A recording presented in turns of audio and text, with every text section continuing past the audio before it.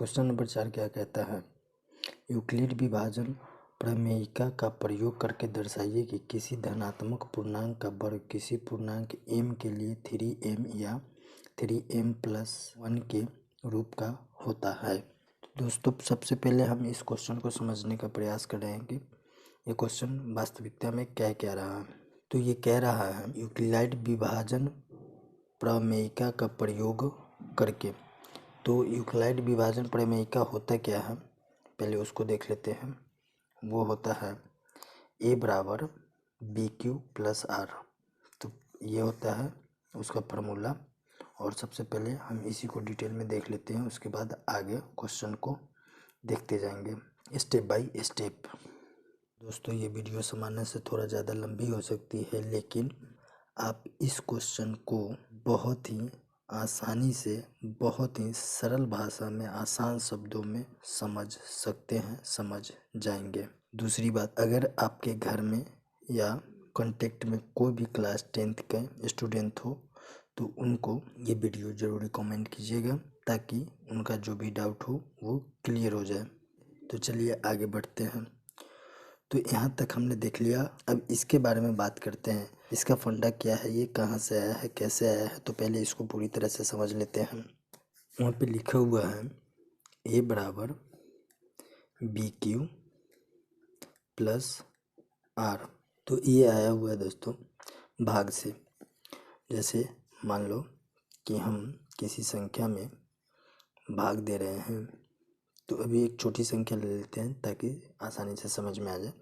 तो हम ले लेते हैं 15, और इसमें हम भाग दे रहे हैं 4 से। तो इसमें जब 4 से हम भाग देंगे तो ये 3 मरतब में हो जाएगी 12।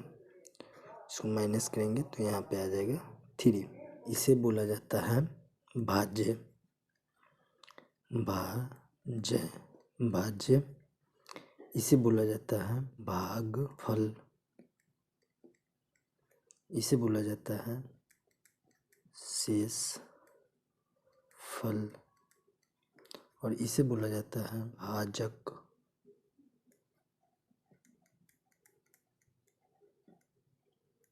अगर हम इन सबों को मानना चाहे, अगर मान लें तो इसे हम मान लेते हैं a भाज्य, b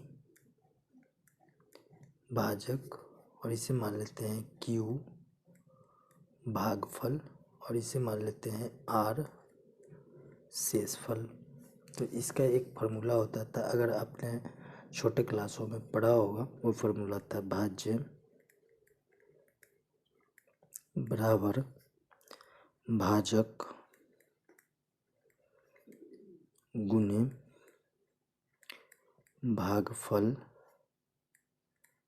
प्लस शेष फल। अब इसको एक बार चेक करके देख लेते हैं। तो जैसे भाज्य यहाँ पे है 15, तो हम यहाँ 15 रख लेते हैं। भाजक है 4, तो यहाँ 4 रख लेते हैं। इनटू मतलब गुना, भागफल है 3, 3 रख लेते हैं, प्लस शेषफल है 3। तो क्या ये हमें 15 हो जाएगा? जी बिल्कुल हो जाएगा। तो 4 दिया 12 प्लस 3 इज इक्वल टू 15। ओके 15 हो गया, ठीक है। अब इन सभी को जो हमने माना है, अगर उसको यहाँ पे रख दिया जाए, तो जैसे भाज्य को हमने ये माना था, भाजक को हमने b माना है, गुने भागफल को q, सॉरी यहाँ पे b लिखना है, और ये q, और प्लस शेषफल को यहाँ पे हमने r माना है। तो अगर आप अब इसको देखेंगे तो ये आपका आएगा a बराबर BQ+R, यही वाला आ जाएगा a बराबर BQ+R, a बराबर BQ+R। ये कंसेप्ट आपका क्लियर हो गया होगा कि a बराबर BQ+R कहाँ से आया है, क्या है। इसका HCF में थोड़ा सा दूसरे तरीके से यूज होता है, आगे स्टेप है उसका, वो पीछे वाले क्वेश्चंस में आपने देखे होंगे। ये 4 नंबर क्वेश्चन है, तो 4 नंबर से पीछे जो क्वेश्चन थे उसमें आपने देखे होंगे, इस पर ध्यान दीजिएगा, ठीक है। इसका एक कंडीशन है कि R जो है वो हमेशा बी से छोटा होगा और आर जो है 0 से ग्रेटर देन और इक्वल टू होगा, ग्रेटर देन और इक्वल टू होगा। तो इसे भी याद रखना है। अब इसमें समझ लीजिए कि आर 0 से बड़ा या बराबर कैसे होगा। देखिए ये आर है और ये आर जो होगा हमेशा या तो 0 होगा और नहीं तो 0 से बड़ा होगा, लेकिन ये बी से छोटा होगा, बी से छोटा होगा। बी से छोटा क्यों होगा? क्योंकि इसको बी से छोटा होना ही है। अगर ये बी से छोटा नहीं होगा, बी से बड़ा होगा, तो इसका भाग इसमें और लग जाएगा, और लग जाएगा। अगर थोड़ा सा बड़ा होगा तो एक बार का लगेगा, ज़्यादा बड़ा होगा तो ज़्यादा बार का लगेगा। लेकिन अगर ये बी से बड़ा हो जाएगा आर, ये आर जो है अगर बी से बड़ा हो जाएगा तो इसमें भाग और लगेंगे, यानी कि ये 0 होगा, 0 से बड़ा होगा और बी से छोटा होगा। ठीक है, तो इसको भी याद रखना है आपको, इसका आगे भी यूज होने वाला है। तो यहाँ तक का हो गया। प्रमेयिका का प्रयोग करके दर्शाइए कि किसी धनात्मक पूर्णांक का वर्ग, धनात्मक पूर्णांक का वर्ग, इसको थोड़ा फिर देख लेते हैं, इसको क्लियर कर लेते हैं। धनात्मक पूर्णांक से तात्पर्य है धनात्मक पूर्णांक। तो धनात्मक पूर्णांक से यहाँ पे तात्पर्य ये हो जाता है कि यानी कि अब जो इसमें से ऋणात्मक जो संख्या थी वो हट जाएगी, तो यानी कि जो भी होगा सभी प्लस में होगा, 1 2 मैंने प्लस में ही होगा। तो अब वो लिखने की ज़रूरत नहीं, 0 1 2 3 अप टू इन्फिनाइट। तो संभवतः मुझे लगता है कि आप समझ गए होंगे कि क्या कहना चाह रहा हूँ। तो धनात्मक पूर्णांक संख्या ये है। अब आगे क्वेश्चन में कहता है कि इनका वर्ग, धनात्मक पूर्णांक का वर्ग। तो इसका मतलब ये है कि ये जो सभी संख्याएं हैं इसको हम कुछ मान लेते हैं, इसको हम कुछ मान लेते हैं, जैसे x y z a b c d कुछ भी। तो यहाँ पे हम x मान लेते हैं, तो x मान लेंगे और इसका स्क्वायर करेंगे। इसे जो है x मानेंगे, x मतलब x की जगह पे कोई भी इसमें से कोई संख्या हो सकती है और उसका स्क्वायर करना है। तो आप कुछ भी मान सकते हो, उससे कोई फ़र्क नहीं पड़ता। आप इसे a भी मान सकते हैं और उसका स्क्वायर करना है। तो x मान लीजिए या a मान लीजिए, लेकिन हम मान के चलेंगे a ही मानेंगे, क्योंकि क्वेश्चन में यहाँ a है तो ये थोड़ा सा सिमिलर हो जाएगी, तो a बेटर रहेगा। तो अब क्वेश्चन क्या कह रहा है कि अगर आप a का स्क्वायर करते हैं, a का स्क्वायर करते हैं, यानी कि इसमें से किसी भी नंबर का आप स्क्वायर करते हैं, तो क्वेश्चन को देख लीजिए फिर से। किसी पूर्णांक m के लिए 3m या 3m+1 के रूप का होता है। अगर उसका वर्ग करेंगे हम, जो भी उसमें दिया हुआ था, जो भी इसमें दिया हुआ है कि अगर हम इसका वर्ग करेंगे, धनात्मक पूर्णांक का वर्ग, यानी कि ये इसका ये एक का स्क्वायर करेंगे, यानी नंबर में से कोई नंबर होगा उसका स्क्वायर करेंगे, तो पूर्णांक m के लिए 3m या 3m+1 के रूप का होता है। ठीक है, अब ये यहाँ पे कह रहा है कि ये होता है, बस आपको दर्शाना है। तो अब यहाँ पे 3m है और 3m+1 है, तो ये क्या है इसको समझ लेते हैं। हाँ, तो ये कह रहा है कि जब भी हम इसको वर्ग करेंगे तो कोई भी चीज़ आएगा तो वो 3 इंटू m या 3 इंटू m+1 के रूप में होगा। यानी कि इसमें कुछ चीज़ फिक्स है, ये 3 फिक्स है या 3 इंटू तो m रहेगा, ये फिक्स नहीं है, ये बदलते रहेगा। +1 फिक्स है, यानी +1 और 3, इसमें 3 और +1 फिक्स है, इसमें 3 फिक्स है, ये बदलते रहेगा। ये बदलेगा कैसे? जैसे जैसे a का मान बदलेगा वैसे वैसे ये बदलेगा, ये बदलेगा, बाकी लेकिन ये दोनों रहेंगे। यानी कुल मिला के कहने का मतलब ये हो गया कि जब भी आप a का स्क्वायर करेंगे, यानी कि इनमें से किसी भी वर्ग का, किसी भी संख्या का स्क्वायर करेंगे, तो इसको इतना के रूप में या इतना के रूप में लिखा जा सकता है या लिखा जाता है। ठीक है, उम्मीद है आप समझ रहे होंगे। अगर हम इसमें से किसी का स्क्वायर करते हैं तो जो स्क्वायर आएगा उसको आप 3 इंटू कोई संख्या आएगी उसके रूप में लिख सकते हैं, या इसमें नहीं लिख सकते तो 3 इंटू m+1 के रूप में लिख सकते हैं। लेकिन ये दोनों में से किसी एक के रूप में तो लिख ही सकते हैं। किसी पूर्णांक m के लिए 3m या 3m+1 के रूप में होगा। तो इसमें m का क्या चक्कर है इसको भी समझ लेते हैं थोड़ा सा। m का ऐसा कोई विशेष चक्कर है नहीं। अगर यहाँ पे कुछ भी होता है m की जगह पे, m की जगह पे कुछ भी होता जो मानी हुई संख्या, जैसे यहाँ पे x था, अगर इधर ए है तो इधर एम मान लिया गया, कुछ भी माना जा सकता था। इसके अलावा जैसे जो भी इसमें है, ए है, बी है, क्यू है, आर है, तो इन सबों के अलावा इसमें और कुछ भी माना जा सकता था। जैसे एक्स रहता तो क्वेश्चन हमारा बन जाता किसी पूर्णांक एक्स के लिए 3x या 3x+1 के रूप में होता है। कुछ भी रहता है, जैसे मान लो जेड है तो यहाँ पे लिखा रहता है किसी पूर्णांक जेड के लिए 3z या 3z+1 के रूप का होता है। तो इससे घबराने की ज़रूरत नहीं, इससे कंफ्यूज नहीं होना है। अगर ये यहाँ पे नहीं भी लिखा हुआ रहता तो भी कह सकते थे कि धनात्मक पूर्णांक का वर्ग, पूरे पढ़ने के बाद धनात्मक पूर्णांक का वर्ग 3m या 3m+1 के रूप का होता है। एक्चुअली अब तब ज़्यादा कन्फ्यूजन हो जाती है कि यहाँ पे m क्या है, बट इसमें पहले ही बता दिया गया कि किसी पूर्णांक m के लिए ऐसा 3m या 3m+1 के रूप में होगा। ठीक है, नहीं ये चेंज होने वाला नंबर है, तो इसीलिए वहाँ पर फिक्स करने के लिए कि वो नंबर बार बार चेंज ना हो, इसलिए m मान लिया गया है। x भी माना जा सकता है, y z जो भी मानना है मान सकते हैं, बस इन सबों को छोड़ के। इसका प्रयोग करते हुए आपको सिद्ध करना है कि जब आप a का स्क्वायर करेंगे तो इधर का जो सिस्टम है या तो 3m के रूप में चेंज होगा प्रोसेस करने के बाद, या 3m+1 के रूप में। और इसमें मैथ के बाकी जो रूल्स है उनको फॉलो करते हुए आपको यहाँ तक पहुँचना है, यहाँ तक पहुँचना है। अगर पहुँच गए तो ये आप दर्शा चुके हैं कि हाँ इन सबों का प्रोसेस करके हम यहाँ तक आ सकते हैं। वो कौन सा प्रोसेस? स्क्वायर का प्रोसेस। तो चलिए अब आगे देखते हैं। कुछ चीज़ और मान लेनी है इसमें। यहाँ पे b जो है, b के जगह पे हम 3 रखेंगे। एक्चुअली 3 क्यों रखेंगे वो भी आप समझ लीजिए, क्योंकि इसमें तो 3 दिया हुआ है। दूसरा कि हमारा मकसद ही है 3m या 3m+1 के रूप में इसको लाना। ठीक है, तो हमारा मकसद ये है पहली चीज़। दूसरा चीज़ कि b जब ये एक मानी हुई चीज़ है, ये फिक्स नहीं है, ये मानी हुई चीज़ है, तो यहाँ b के जगह पे कोई भी नंबर हो सकता है, तो 3 भी उसमें 3 भी हो सकता है। जैसे b के जगह पे यहाँ पे कोई भी नंबर हो सकता है 1 2 3 4 5।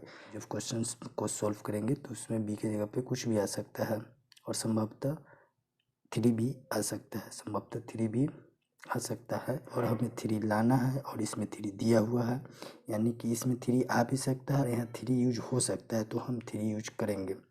b = 3 हो गया हमारा। अब r का देख लेते हैं। r जो होता है वो <3 होता है, तो संभावित r हमारा क्या क्या हो सकता है उसको देख लेते हैं। यानी 3 से छोटा होना चाहिए, b होता है, एक्चुअली b होता है, और b हमारा यहाँ पे है 3, यानी कि r जो है <3 है। तो r जो है हमारा संभावित r क्या क्या हो सकता है इसको थोड़ा सा देख लेते हैं।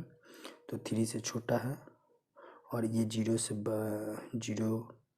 के बराबर, सॉरी यहाँ पे लिखना था ना, ये नहीं है, तो यहाँ पे लिखा जाता है 0 के बराबर या 0 से बड़ा होता है। ठीक है, तो पहले तो 0 के बराबर होता है, तो एक हम 0 ही मान लेते हैं। ठीक है, दूसरा 1 भी हो सकता है इसका r। अगर b 3 हो तो इसका जो r होगा वो एक तो 0 हो सकती है, दूसरा 1 हो सकता है, तीसरा 2 हो सकता है। उसके बाद 3 नहीं होगा, क्योंकि 3 होगा तो और एक बार भाग लग जाएगी, जैसा हमने पीछे बताया था, और 3 से बड़ा तो हो ही नहीं सकता। तो इसका संभावित r जो है 3 डिजिट्स है, या तो 0 हो सकता है, या 1 हो सकता है, या 2 हो सकता है, ये कोई भी हो सकती है। और तीनों स्थितियों में हम इसको चेक करेंगे आगे की तरफ। हो गई, तो यहाँ पे हमें 2 चीज़ पता चल गया है, b बराबर 3, r बराबर 0 1 एंड 2 प्लस r। ठीक है, अब कह रहा है कि वर्ग करने पर। ठीक है, तो अभी तक तो इसको कोई दिक्कत नहीं है, हम इसमें मान भी रख लेते हैं। चलिए अगली स्टेप में मान रख लेते हैं। तो a बराबर b जो है आपका 3 है, तो यहाँ 3 रख लेते हैं, इसको q कर लेते हैं, इसको प्लस r, पहला मान रखेंगे हम 0, तो पहले 0 रख लेते हैं। अब यहाँ पे बोल रहा है स्क्वायर करने पर, तो पहले हम स्क्वायर कर लेते हैं, उसके बाद एक चीज़ बताते हैं आपको। इसको स्क्वायर कर लिया तो इसका भी स्क्वायर हो जाएगा, इसमें 0 ऐड करेंगे तो ये 3q ही आएगा, और 3q का स्क्वायर हो जाएगा। तो इतना तक पहुंच जाएंगे आप। तब यहाँ से आपको एक ध्यान देना है कि जैसे ही यहाँ बोलता है धनात्मक पूर्णांक का वर्ग वर्ग, तो जैसे ही आपने वर्ग कर दिया तो अब कहता है कि 3m या 3m+1 के रूप में होता है। तो अब यहाँ से हमारा मकसद हो जाता है कि इसे 3m या 3m+1 के रूप में चेंज करना है हम। तो आगे कोशिश करते हैं। तो ए स्क्वायर को ए स्क्वायर रहने देंगे, इसका करेंगे तो ये हो जाएगा 9 और ये हो जाएगा क्यू स्क्वायर। तो फिर यहाँ पे देख लीजिए ए स्क्वायर बराबर क्या हम 9 को 3 × 3 लिख सकते हैं, ओके। और क्यू स्क्वायर 3 × 3 ही इसलिए लिखे हैं क्योंकि इसे तो 3 × 3 लिख ही सकते हैं, बट खास मकसद ये था कि हमें 3 एक अलग करना था और m की जगह पे यानी कि 3 के गुना में बाकी और भी कोई चीज़ लाना था जिसे हम m मान सके, ताकि हम कह सकें कि हाँ ये 3 × m के रूप में है। तो हम क्या इसे लिख सकते हैं 3 × m, जहाँ यानी वेयर m = 3q², ठीक है। उम्मीद है आप समझ गए होंगे। अगला रिमाइंडर है आपका, जो आपका शेषफल है 1 है, तो हम उसको लेके चलते हैं और उस पर प्रोसेस करते हैं क्या हमारा आ पाता है ये या ये, देखते हैं। तो a बराबर है आपका BQ + R, B बराबर 3 एंड R बराबर 1, जहाँ, ठीक है। तो हम इसमें मान रख लेंगे पहले। तो a बराबर b का मान 3, q और r का मान 1 रखना है, तो 1 रख लेते हैं, ये 1 हो गया। तो यहाँ पे 3q + 1 इसको लिख सकते हैं। अब आगे बढ़ते हैं कि हमें इसका स्क्वायर करना है, ठीक है। तो हम इसका स्क्वायर कर लेते हैं, इधर स्क्वायर हुआ तो इधर भी स्क्वायर हो जाएगा, 3q + 1 का होल स्क्वायर। अब जैसे ही स्क्वायर करेंगे तो अब यहाँ से आगे जो भी प्रोसीजर करेंगे तो हमारा लक्ष्य यही रहेगा कि हम इस साइड वाले को, राइट हैंड साइड वाले को 3m या 3m+1 के रूप में इसको तोड़ सकें। बाय द सभी मैथ्स के जो भी नियम्स होते हैं उन नियम्स को फॉलो करते हुए हम एक ऐसा प्रोसीजर करेंगे कि इतना 3m या 3m+1 के रूप में इसको लेके आना है, क्योंकि ये रूप में होता ही है तो हमें लेके आना है। अगर हम वहाँ तक पहुँच गए तो इसका मतलब है कि हम दर्शा दिए, ठीक है। जो क्वेश्चन दर्शाने के लिए कह रहा है उसको हम दर्शा दिए। तो चलिए अब आगे प्रोसेस करते हैं। तो इसे अगर a मान लिया जाए और इसे b मान लिया जाए तो a + b का होल स्क्वायर का फॉर्मूला अगर आप लोग को याद हो तो होता है a² + b² + 2ab 2a, m हो जाएगा 3q a इंटू है और b इंटू 1। तो a² + b² + 2ab, इसको अगर हम सॉल्व करेंगे तो ये आपका हो जाएगा 9q² + 1 + 2 × 6 1 6 + 6q। अब इसे आप गौर से देखेंगे तो हमारा मकसद है 3 को अलग करना। तो इसमें हम क्या करेंगे कि ये दोनों को एक तरफ लिखेंगे और एक को बाद में लिखेंगे, ताकि 9 और 6 से हम 3 निकाल सकें, क्योंकि हमारा मकसद ही वही है 3 को निकालना। तो 9q² + 6q + 1। अब इसमें से अगर हम 3 को निकाल लेंगे तो हमारे पास क्या बच जाएगा, यहाँ पे 3q² + 2q और ये हो जाएगा +1। एक्चुअली इसमें आप गुना करेंगे तो यही चीज़ आ जाएगा, 3 3 9 q² + 3 दूनी 6q प्लस बाद में ये +1 होकर यहाँ पे आ जाएगा।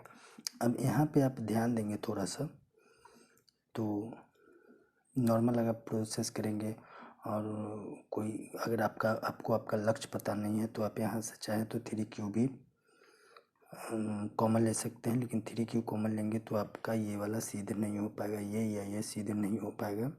तो हमको हमारा लक्ष्य पता है कि हमें या तो यहाँ पहुँचना है या यहाँ पहुँचना है, इसलिए हमने यहाँ पे Q जो है कॉमन नहीं लिया है, सिर्फ 3 कॉमन लिया है ताकि हम अपने लक्ष्य तक पहुँच सकें। तो अब इसको आप लिख सकते हैं 3 और इसको लिख सकते हैं m+1, 3m+1 इसको हम लिख सकते हैं, जहाँ वही बात रह जाएगा फिर से, जहाँ m बराबर 3q² + 2q।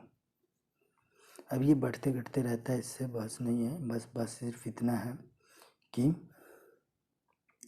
हमें 3 के रूप में 3 के गुना में कुछ लाना है जिसको हम m लिख सके, और यहाँ पे +1 आना चाहिए, या तो सिर्फ 3 के गुना में कुछ लाना है, 3m हो जाना चाहिए। अगर इसमें नहीं आ रहा है तो 3m+1 के रूप में आना चाहिए, यहाँ पे कुछ भी आना चाहिए 3 के गुना में जिसे हम m लिख सके, और प्लस में 1 रहना चाहिए। इन दोनों में से कोई एक कंडीशन तो पूरा होना ही चाहिए। अब आगे देख लेते हैं। अगला है हमारा, जब हम मानते हैं कि अब अगला रिमाइंडर बच गया है 2, अगला रिमाइंडर बच गया है 2, तो हम मान लेते हैं, अगला में मान लेते हैं कि b बराबर है आपका 3 और r बराबर है 2, तब ये वाला आ जाएगा a बराबर BQ + R। तो a को हम रहने देते हैं, बाकी का मान रख लेते हैं, b का मान 3 रख लिया, q रख लिया और r का मान 2 रख लिया। ठीक है, अब स्क्वायर करते हैं तो इसका भी स्क्वायर होगा +2। अब यहाँ से एक चीज़ जान लीजिए कि जैसे हम स्क्वायर करेंगे, यहाँ कहते हैं वर्ग, पूर्णांक का वर्ग इतना के रूप का होता है, तो यानी कि अब यहाँ से यहाँ तक तो हमने मान रखना था, रख दिया। अब यहाँ से हमारा लक्ष्य रहेगा या तो हमें इसे 3m के रूप में लाना है या 3m+1 के रूप में लाना है। हम जो भी प्रोसेस करेंगे आगे मैथ्स के जो भी रूल्स है, उन रूल्स को फॉलो करते हुए जो भी प्रोसेस करेंगे, हमारा मकसद यही रहेगा, हमारा लक्ष्य यही रहेगा कि हमें इन दोनों में से किसी एक जगह पहुंचना है। तो चलिए आगे हम अपने लक्ष्य की तरफ बढ़ते हैं। तो जब इसका स्क्वायर करेंगे तो ये ध्यान दीजिएगा, तो ये भी है, ये +b का होल स्क्वायर, तो इसका हो जाएगा a² + b² + 2 × a × b, तो ये हो जाएगा 9q² + 4 + 3 × 14 12 क्यूब। मकसद वही रहेगा सेम। फिर 3 को बाहर निकालना है, तो हम 3 के का जो भी मल्टीपल है उसको एक साथ पहले कर लेते हैं, 9q² + 12q + 4। तो अब आप ध्यान देंगे कि यहाँ से अगर हम 3 कॉमन ले लेते हैं तो ये तो 3 के गुना में आ जाएगा अंदर वाला, बट यहाँ पे 4 आ रहा है, यहाँ पे 4 आ रहा है, जबकि हमें यहाँ 4 नहीं लास्ट में चाहिए। यहाँ पे या तो कुछ नहीं चाहिए, या तो कुछ नहीं चाहिए, नहीं तो 1 चाहिए। तो क्या इसे हम कुछ नहीं या 1 के रूप में लिख सकते हैं इसको? तो जी बिल्कुल लिख सकते हैं। क्या लिख सकते हैं देख लीजिए, इसको हम 3 + 4 3 + 1 लिख सकते हैं। एक्चुअली में 3 + 1 लिखेंगे तो ये +1 लास्ट में आ जाएगा और 3 इस वाले में आ जाएगा, तो हम इसका कॉमन निकाल सकते हैं। लक्ष्य हमारा वही रहेगा कि 3 के गुना में लाना है, +1 में लास्ट में होना चाहिए। 3 के गुना में कुछ लाना है, बाकी बाद में या तो कुछ नहीं होना चाहिए, नहीं तो +1 होना चाहिए। 9q² + थोड़ा सा और ऊपर कर लेते हैं, 12q + 3 + 1 इसको लिख सकते हैं। मैथ्स के रूल से इसे लिख सकते हैं। मैंने बार बार बोला था कि जो भी मैथ्स का रूल्स होगा उसको फॉलो करते हुए बनाएंगे। तो मैथ के रूल्स में हम 4 को 3 + 1 लिख सकते हैं। अब यहाँ पे हम 3 कॉमन लेंगे, तो हम यहाँ पे 3 कॉमन लेंगे। मकसद हमारा ये है कि हमें 3 × m की जगह पे कुछ लाना है जिसे हम m लिख सकें। ठीक है, तो 3 के गुना में कुछ तो लाना है, तो इसको हम 3 कॉमन ले लिए, तो ये हो जाएगा आपका 3q² + 3 यहाँ से कॉमन किया है तो ये हो गया 4q, और +3 कॉमन किया है तो 1 हो जाएगा, और ये इतना का कॉमन है, इसको हम मल्टीप्लाई करेंगे तो फिर यही आ जाएगी और लास्ट में +1 रहेगा। तो अब 3 गुने इतना को हम m लिख सकते हैं, +1 रहेगा, जहाँ m बराबर 3q² + 4q + 1। ठीक है। अब इसके लिए आप ज़्यादा टेंशन मत लीजिएगा कि m का मान यहाँ पे कुछ और आ रहा है, यहाँ पे m कुछ और आ रहा है और यहाँ पे कुछ आ रहा है। एक्चुअल में जब भी हम इसका स्क्वायर करेंगे, ठीक है, तो इसका जो मान होगा, एक्चुअल मान होगा, उसके अनुसार ये जो m का वैल्यू है, जहाँ m बराबर यहाँ 3q² आ रहा है, या ये आ रहा है, या ये आ रहा है, जो भी m का मान आ रहा है वो इसके वैल्यू पे डिपेंडेंट है। ये जैसे जैसे बढ़ेगा इसका भी मान बढ़ते जाएगा, m का भी मान बढ़ते जाएगा, ये घटेगा तो m का मान भी घटेगा, और यही दोनों चीज़ बढ़ेगा घटेगा, बाकी ये और ये सेम रहेंगे। यानी कि किसी भी नंबर का वर्ग कीजिएगा, किसी भी नंबर का नहीं, धन पूर्णांक का वर्ग कीजिएगा, धनात्मक पूर्णांक का वर्ग कीजिएगा, तो उसमें 3 सेम रहेगा, या 3 × m + 1 में सेम रहेगा, सिर्फ m के वैल्यू बढ़ते घटते रहेंगे, बाकी ये दोनों सेम रहेगा। दोनों में से कोई एक ही यूज होगा, या तो ये यूज होगा या यूज होगा, जिसमें 3 सेम रहेंगे और m का मान बढ़ते घटते रहेगा। अगर ये वाला यूज होता है तो 3 + 1 सेम रहेंगे और m का मान बढ़ते घटते रहेगा। इसको रियल नंबर के साथ करके देख लेते हैं थोड़ा सा और समझने के लिए अच्छे से। जैसे मान लो कि आपका यहाँ पे 2 है, ठीक है, ये एक धन पूर्णांक है, अगर हम इसका स्क्वायर करते हैं तो हमें प्राप्त होता है 4। क्या हम इसको 3m या 3m + 1 के रूप में लिख सकते हैं या नहीं?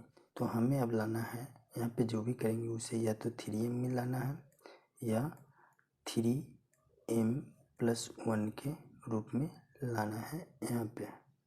ठीक है, इस पे ध्यान दीजिए, लेके आना है। ठीक है,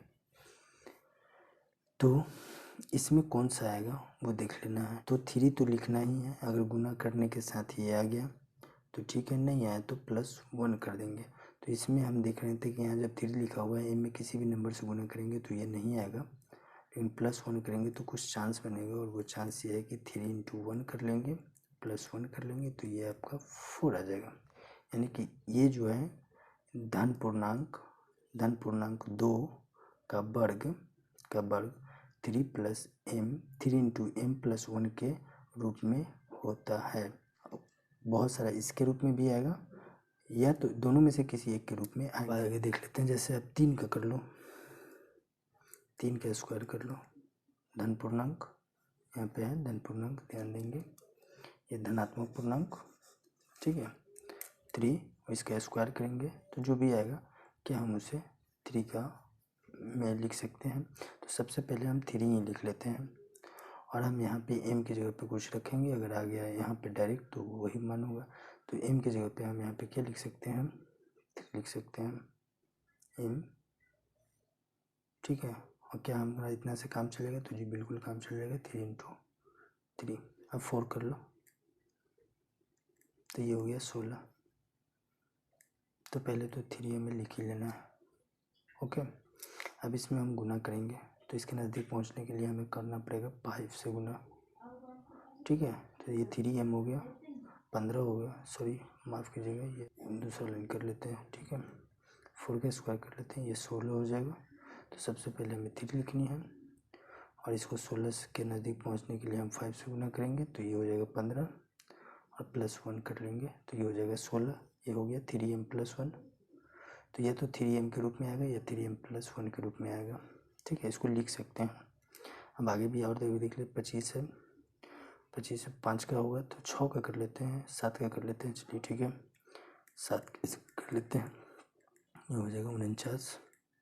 तो सबसे पहले तो हमें 3 लिख देनी है। अब इसके नज़दीक पहुंचना है तो हम करेंगे 16 से, 16 × 48 + 1 इक्वल टू, जो आप जानते ही हैं, यानी कि इसको हम 16 लिख ही सकते हैं, इसको हम 49 लिख ही सकते हैं, यानी ये हो गया 3m + 1 के रूप में। और कोई भी संख्या का आप करेंगे तो ये आना ही है, या तो इसके रूप में नहीं तो इसके रूप में आना है। दोस्तों उम्मीद है आप बात को समझ गए होंगे। अब कुछ पॉइंट है उसे देख लेते हैं। यह कह रहा है कि ऐसी कई संख्या हो सकती है जिसे 3m या 3m+1 के रूप में लिखा तो जा सकता है, पर जरूरी नहीं है कि हमेशा वह संख्या किसी धनात्मक पूर्णांक का वर्ग हो।